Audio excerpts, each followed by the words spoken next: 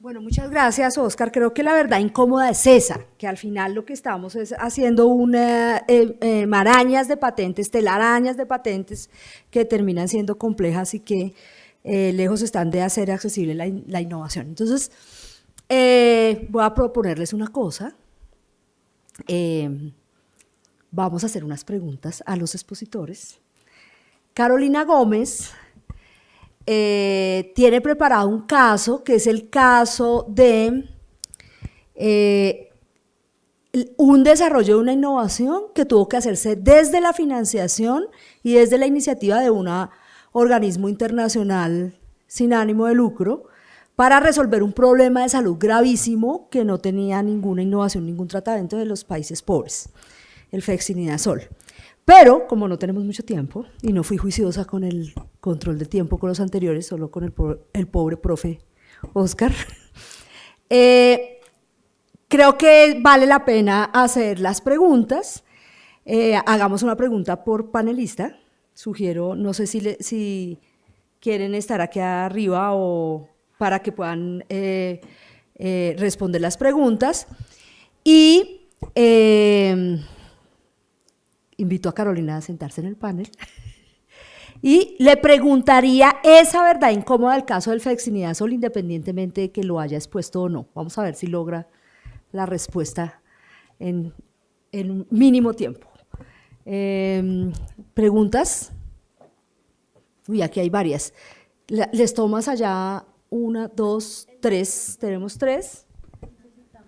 Sí, ya nos dan el micrófono. Unos 3. 4. 4. Entonces, allá atrás hacemos cada pregunta. Dicen a qué profesor se dirige la pregunta. Y yo me guardo la pregunta para Carolina. Carolina le toca en tiempo récord responder. Empecemos. Listo. Buenas noches. Mi pregunta va dirigida al profesor Oscar, porque me llamó la atención lo que usted dijo del caso de Argentina, de que ellos utilizan, utilizaban un medicamento genérico para el sofosbuvir, dado que no había tantas patentes. Entonces mi pregunta es si eso no se podría aplicar, digamos, de manera generalizada para medicamentos de alto costo o en general invenciones de alto costo. Sí, y si no hay alguna regulación internacional que limite, digamos, esas copias o esa producción de inventos genéricos. Tomamos la otra pregunta, voy a tomarlas todas y después respondemos.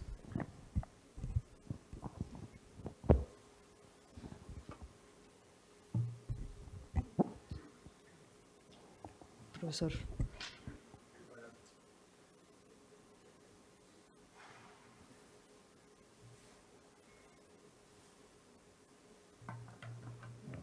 Buenas noches. Ya. Buenas noches. La pregunta es como para todos los panelistas. Hace un tiempo vi una serie documental de Netflix y en la presentación de todos me venía constantemente a la cabeza que es una serie que se llama Dirty Money. Tiene un capítulo en especial sobre una farmacéutica americana que es Valeant. Tuvieron un caso, básicamente el incremento de los precios de varios medicamentos y cómo habían estructurado un sistema de distribución a través de unas farmacias para poder capturar, digamos, los recursos de las diferentes aseguradoras. Desde la perspectiva, pues claramente aquí hay dos temas que se entrecruzan. Uno, eso se pudo hacer porque había unas patentes de por medio. Y dos, pues porque había también unos temas en los cuales realmente la patente termina no permitiendo una libre competencia. ¿Cómo creen ustedes que un ciudadano común y corriente o como la sociedad civil, no nosotros los expertos, no nosotros los académicos, no nosotros los litigantes, no nosotros los que estamos estudiando estos temas, pudieran hacer para lograr que hubiera un poco más de dinamismo en el mercado y que las patentes no tuvieran estos efectos tan negativos que tienen sobre el mercado de fármacos?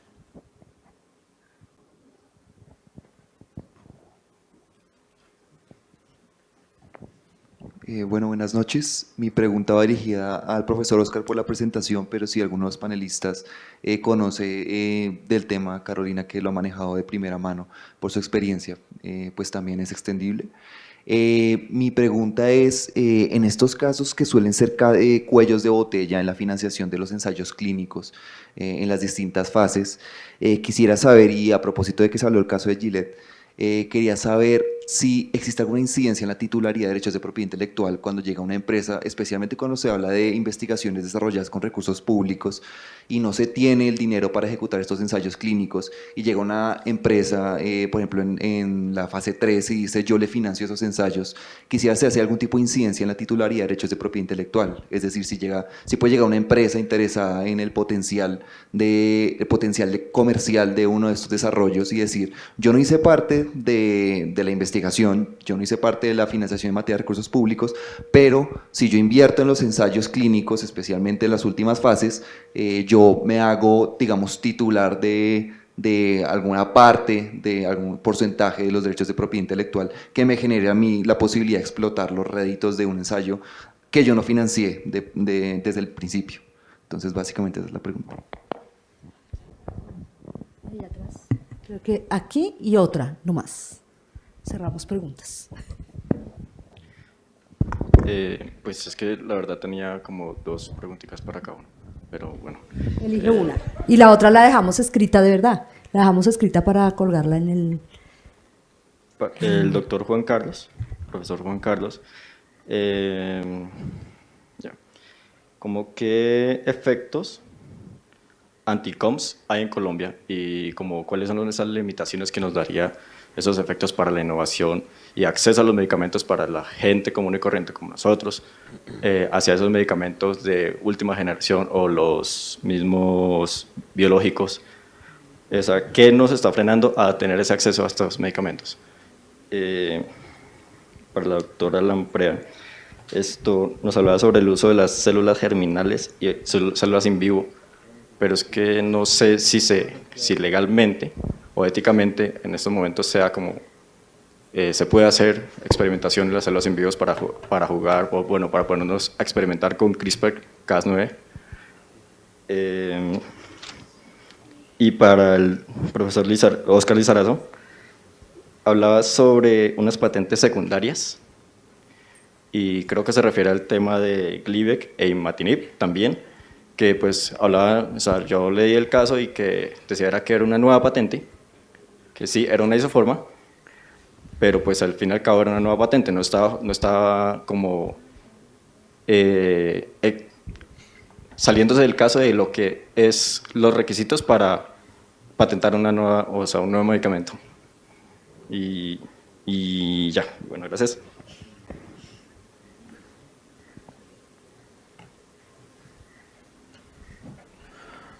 Muy buenas noches. La pregunta que yo le quería hacer era al doctor Jaramillo y al doctor Lizarazo acerca de que en cuestiones de derechos, si nosotros priorizamos el derecho a la salud, ese momento en que priorizamos el derecho a la salud no rompería con la restricción de la propiedad intelectual en cuanto a la cuestión de patentes para la producción en masa de medicamentos en casos de que sean vitales.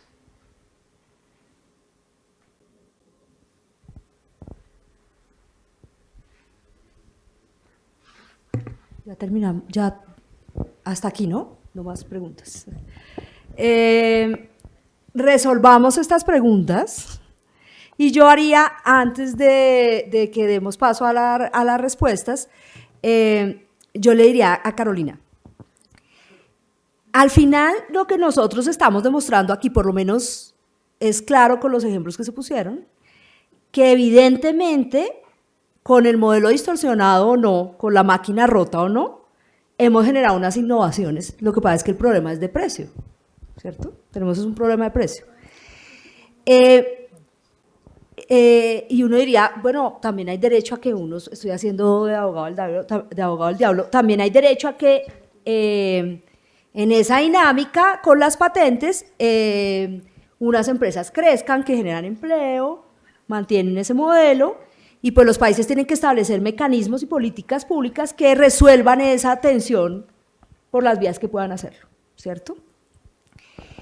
¿En dónde está el punto más crítico, si quisiéramos mantener ese esquema distorsionado? ¿En dónde está el punto más crítico cuando se trata de enfermedades que están desatendidas, en donde no hay ningún tipo de innovación? Y esa es la pregunta para Carolina. Así que, no, ustedes resuelvan y al final tal vez Carolina puede...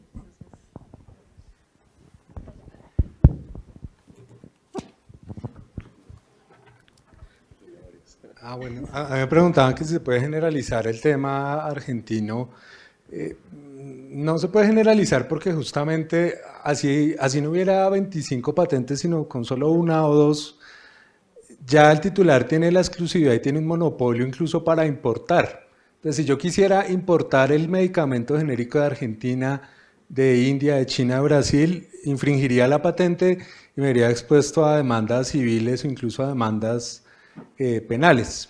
Entonces ya una sola patente, bueno, también depende de qué tan amplia sea la patente y qué protege o no, pero en principio una sola patente potencialmente puede limitar o eliminar la libertad de operación y hacer que no puedan entrar competidores al mercado. Por eso no se puede generalizar el modelo, ¿no? Por eso insisto yo en que el tema no debe ser después miremos a ver si hacemos una licencia obligatoria para una patente que ya concedimos, sino más bien antes de concederla, seamos lo más estrictos posibles, pues respetando los compromisos internacionales y demás. Creo que esa era la pregunta. Alguien decía que si se violaba el tema de propiedad intelectual, pues habría que mirar caso por caso, pero igual la propiedad intelectual o las patentes en específico no están al mismo nivel de la salud. La salud es un derecho fundamental desde la ley estatutaria en salud, y el derecho a ser titular de una patente no es un derecho fundamental.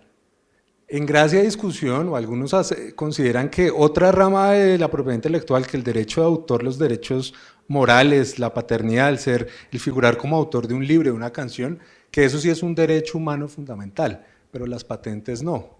Entonces, sí, en esa pugna de derechos o en esa tensión entre derechos, el tema, digamos que es mucho más complejo, pero no están al mismo nivel, pero pues dejo el espacio a las otras personas para que respondan el tema y creo que era en esencia eso. Bueno, entonces yo voy con la pregunta acerca de titularidad que mencionaban sobre el tema de las fases clínicas, que si entonces había cambios. Lo que suele suceder que viene una universidad e inicia la investigación básica, entonces fase de campo, donde van y toman muestras, por ejemplo, cuando tiene un origen natural, caracterización de la molécula, se le halla entonces su actividad y llegan hasta esa etapa, ¿cierto? Se produce una patente, a veces logran ingresar al sistema de patentes, que si bien es un sistema costoso, creo que en ninguno hoy por lo menos lo mencionábamos, pero ingresar al sistema de patentes es muy costoso y mantener una patente viva es muy costoso y en determinados países es a veces casi que imposible, el pago de agentes y demás. Pero entonces, ¿qué sucede? La universidad o el centro de investigación no logra cubrir las fases clínicas, entonces ahí es donde llegan estos inversionistas, las grandes farmacéuticas y dicen, tranquilo, yo me encargo de eso, porque además tienen toda la infraestructura, los acuerdos con las clínicas y demás para poderlo hacer. Y por supuesto, si yo voy a invertir un dinero, pues necesito cómo voy yo ahí, entonces van a cambiarse la titularidad y empieza a haber entonces una cotitularidad o puede haber entonces esquemas ya de licencias exclusivas, a veces incluso ellos cubren los costos del ingreso al sistema de patentes en otros países. Entonces, digamos, ese es el esquema general. Ahora, para la parte de que me decían que si ya estamos listos para trabajar con las células in vivo, digamos que la tecnología le falta afinarse. Es cierto, la tecnología le falta afinarse, yo les mencionaba varias cosas que todavía faltaban, entonces no va a ser tan fácil empezar a hacer los experimentos ya con humanos, pero lo cierto sí es que como es una tecnología tan sencilla, pues en el momento en que ya logremos tener exactamente cuáles son las herramientas que funcionan, pues indiscutiblemente el control sobre quién va a estar haciendo edición genética a sí mismo o a las plantas o a bueno, lo que sea, eso va a ser bien complejo. Entonces, por eso vamos a tener que montar además nosotros en Colombia un sistema regulatorio completo, porque hasta este momento nosotros no tenemos esa entidad que centralice la autorización de todo lo que son experimentos con embriones y en línea germinal y en humanos. Entonces, vamos a tener que entrar a discutir muchas cosas en temas regulatorios. Bueno, yo voy a unir, me preguntaban una sobre el efecto anti-commons en Colombia con otra pregunta, y es tal vez una aclaración que me parece interesante hacer es, esto no lo sufrimos particularmente en Colombia, esto es como el efecto mariposa, es decir, cualquier cosita que ocurra en el mundo, el sistema de patentes está tan globalizado que cualquier cosita que pase se va a sentir en cualquier país, entonces no es como que en Colombia, claro, tenemos unas particularidades especiales y los vamos a sufrir de una manera especial, pero los efectos anticommons se sienten, creo yo, hay muestras en todo el mundo de la misma forma. Y lo voy a unir con un caso particular, no lo mencioné por tiempo, pero es el del Zika, el ejemplo del Zika, de la patente sobre algunos medicamentos de la vacuna del Zika, y algunos medicamentos relacionados con el Zika, hay un estudio muy interesante de cómo la patente no llevó a innovación, o sea, se alcanzó un cierto grado de innovación, se obtuvo la patente y la patente lo que hizo fue estancar la innovación de ahí en adelante. Eso sería el típico ejemplo de anti-commons, porque la posibilidad de licenciar de ahí en adelante se volvió súper costosa, que se mezcló con otro tema que les diría yo, no es tanto un tema de patentes, sino es un tema más de mercado, del interés de las Big Pharma de hacer investigación en ciertos temas. La investigación en Zika pues no es rentable porque quienes comprarían esas vacunas serían países en vías de desarrollo, entonces no es una medicina tan económicamente importante como podría ser cualquier cosa para la calvicie o para otro tipo de cosas. Y entonces ahí se estanca, y cuando hubo una irrupción del Zika otra vez, como que no se sabía bien quién tenían un montón de licencias por todos lados y se bloquearon entre ellos. Ese es el típico efecto anti-commons de una patente, que no se puede innovar a partir de eso. Ese es un caso particular, como los veíamos muchos, hay muchos casos en donde sí se puede ver innovación, y porque la hay, la vivimos y la disfrutamos y nos beneficiamos de ella, pero el típico efecto anti-commons sería como eso. Yo creo, para completar eso, es que, pues digamos que para mí CRISPR, y lo tendremos que ver, es el típico caso de una tragedia de los anti-commons. El caso clásico del paper, que de nuevo no me canso de repetir, se tienen que leer todos, es CRISPR. Y lo vamos a sufrir acá, porque es una técnica tan buena, tan chévere, tan sencilla y barata. Digamos, dejan las licencias baratas y el costo transaccional de licenciar no es barato, que se puede usar en Colombia en investigaciones que hay, pero sí las universidades van a tener que pedirle permiso, ya sea a MIT o a Berkeley, para poder usarla, y si Colciencias va a financiar un licenciamiento de ese tipo. Lo veremos. Para mí es, digamos, un caso típico de la tragedia de los anti-commons. Sobre la pregunta que me hacía Claudia, es cierto que la verdad incómoda de que la máquina de innovación schumpeteriana está dañada y rota es una verdad que hasta hace muy poquito era una verdad incómoda para los países pobres. En el mundo, y los países pobres llevan muchos años diciendo en la Organización Mundial de la Salud, que es donde se unen todos los años en la asamblea a discutir los temas de salud global, diciendo, hey, tengo un problema, esto está dañado, no me está produciendo la innovación que necesito, me está produciendo innovación carísima que no puedo pagar. Y allá los ricos, los países ricos decían, es un problema de ustedes. Miren a ver cómo resuelven, controlen los precios a esa gente si quiere, o negocien con ellos, miren a ver qué hacen. Hasta que llegó el Sovaldi. Y los países ricos no podían pagar el precio de Sovaldi que puso Gilead, para sus propios pacientes y tuvieron que entrar en programas de priorización, de decir qué pacientes les puedo dar porque esto aquí no me alcanza para todos. Y ahí estamos viendo una movida frenética global, ahora de interés también de los países ricos. Acaba de pasar el segundo foro de precios justos de medicamentos organizado por la Organización Mundial de la Salud, es el segundo, después de que los países en desarrollo llevamos 15 o 20 años allá diciendo, hey, ayúdennos, ¿no? Y es cierto lo que decía Claudia, que lo podemos ver como un problema de precios. Y hay unos medicamentos, estamos obteniendo algunas innovaciones. Sovaldi es el caso emblemático. Nos soluciona un problema grave, pero nos vale mucho. Entonces, listo, hablemos de precios y eso es lo que está pasando allá. Pero hay un problema más grave de la máquina dañada para los pobres, y es que hay unas enfermedades donde no importa si le regalan la patente al señor, no se va a generar innovación, la patente no genera un incentivo, son las conocidas como enfermedades desatendidas o enfermedades de la pobreza. El ejemplo que yo les traía es el de la enfermedad del sueño. Es una enfermedad que da en África, la transmite la mosca tsetse, y simplemente y la da a mucha gente. 10 millones de personas más o menos la tienen. Y bueno, 10 millones es mucho, ¿es un mercado grande o no? ¿Quiénes dicen que sí?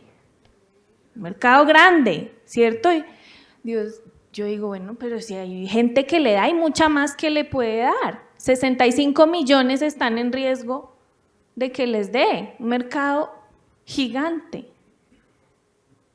Pero es un mercado sin capacidad de pago. Son mercados sin sistemas de salud buenos, consolidados, donde haya un Estado que pueda pagar, como en Colombia. Gente pagando de su bolsillo. Y las enfermedades desatendidas no solo le dan a los países pobres, sino que en los países pobres le dan a los más pobres de los pobres, ¿cierto? Entonces, el mundo en desarrollo, y mucha gente dijo que bueno, esto lo tenemos que resolver y no lo vamos a resolver con patentes. Las patentes llevan muchos años y no nos han proporcionado innovación para este tipo de enfermedades. El caso que yo les quería contar a profundidad, después podemos ver cómo lo ponemos, si lo hacemos o si hacemos un video, lo que sea, es la invención de un medicamento. Recientemente fue lanzado en 2018, aprobado por la EMA, un medicamento para la enfermedad del sueño, el flexinidazol. Fue hecho por DNDi. DNDi es un organismo sin ánimo de lucro, hecho por países, Brasil, India, Malasia, con Médicos Sin Fronteras, con Bill y Melinda Gates. O sea, esto es plata, no es plata privada, que se organizó y dijo, tenemos que producir soluciones para las enfermedades desatendidas, olvidadas o de los pobres. Y ahí van, y van muy bien. Y van muy bien no solo porque están produciendo el medicamento, la innovación que se necesita, sino porque lo están haciendo de una forma que rompe el modelo en el que estamos acostumbrados. Es una forma colaborativa, es una forma barata, digamos, como lo han mencionado, Alejandro lo mencionó en la clase pasada, la industria farmacéutica dice cuesta $2.600 millones hacer un nuevo medicamento. Hay estimaciones que van desde 180.000 millones hasta 2.600. DNDi hizo el flexinazole con 55 millones de dólares, de cero a nada. Y 13 millones va a costar llevarlo al mercado, hacerlo industrialmente, solo va a poner Sanofi. Entonces es el valor de ese tipo de innovación el que queríamos contarles, de decir, no todo está horrible, falta mucho, pero hay formas de arreglar y hay formas también alternativas de producir innovación. Contra todos los pronósticos, contaste el caso y terminamos 2 minutos para las 8. Muchas gracias, muchísimas gracias a todos. Creo que este caso tenemos que mirarlo y leerlo. Hay un documentico de D&I y incluso el link lo tienen ustedes y podemos hacer algún audiovisual para contarlo. Estamos ya terminando el primer módulo y tenemos como 5 verdades incómodas.